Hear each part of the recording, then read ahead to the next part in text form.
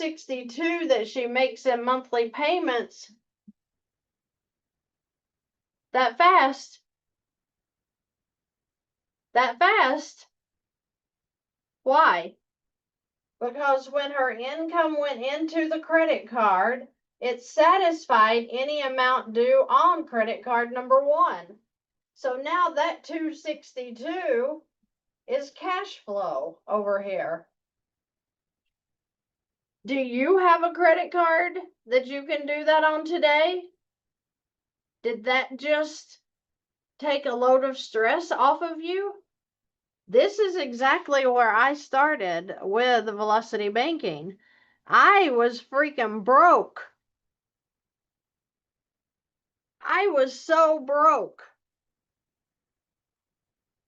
that when I learned that I could put my utilities on my credit card and just make the payment that I'm going to pay to utilities anyway, and it satisfied this big payment that I had every month and it cleared it, I was amazed. I was like, oh my gosh, that just gave me extra money in the month because I don't have to pay this credit card payment now.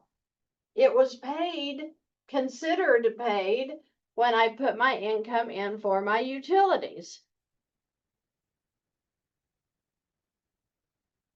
Okay, so let's talk about credit card number 2. We were going to pay our food with credit card number 2. And surely we all spend over $500 a month on our food. So $500 goes into credit card number 2. So $1,572, put the $500 in just to cover food for the month. What happened to the $200? It's gone. It's cash flow now. Why? Because the money for the food went in, satisfying that monthly payment. Let's look at credit card number 3. We were going to pay car insurance with this, and car insurance and phones with this $500 that's going into credit card number 3. What happens to the monthly payment on credit card number 3? It's satisfied.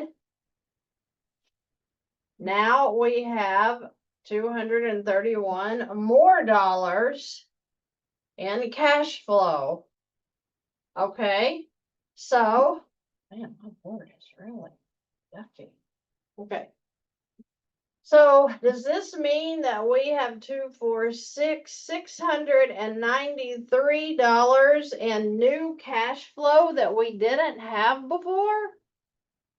Oh my goodness, well this lady already had about $250 in cash flow. So now she has $943 in total cash flow. What does that mean? Well, get really excited here because she's getting ready to gain more cash flow when we do trick number 4. With this $5,400 that's on the PLOC number 2, she has a $150 payment. Now remember, she makes $4,200 a month. So if this PLOC is linked at the same bank with her checking account, then when she gets paid, she can transfer the money directly into this line of credit. So this is her credit union or bank. Here's her checking account. Here's her PLOC or credit card, whichever it is. When she gets paid, her income goes in.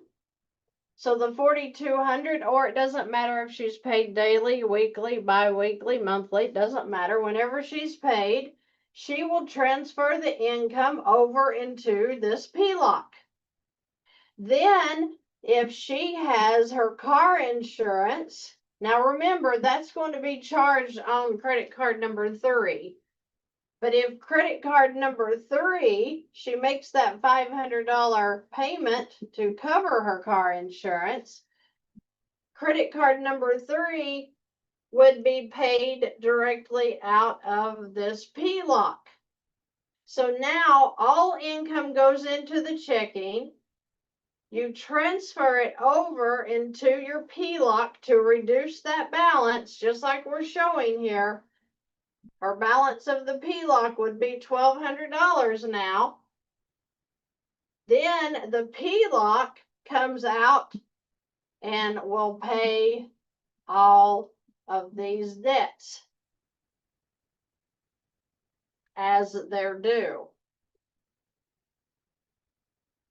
Was that clear as mud, or did I make sense there? Because I think this is the hardest thing for people to get is how did that money get into the PLOC? Well, this is how. Your income comes into your checking account. The PLOC or credit card should be with the same bank as your checking account. Then you transfer the funds over into the PLOC, bringing that balance down. So now as you need money, it comes out through your checking. Then you pay your payments. I sure hope that makes sense. That's awesome, is SparkTube. Awesome. People are really getting a lot of help. I'm so happy to hear that. Okay, so what does this mean? Trace this back down. So with the PLOC that she's going to be using, this $5,400 balance she has currently, her income will go into this PLOC, all of her income. Now her balance is down on the PLOC. What happened to the $150 payment that she has due here every month? It's gone.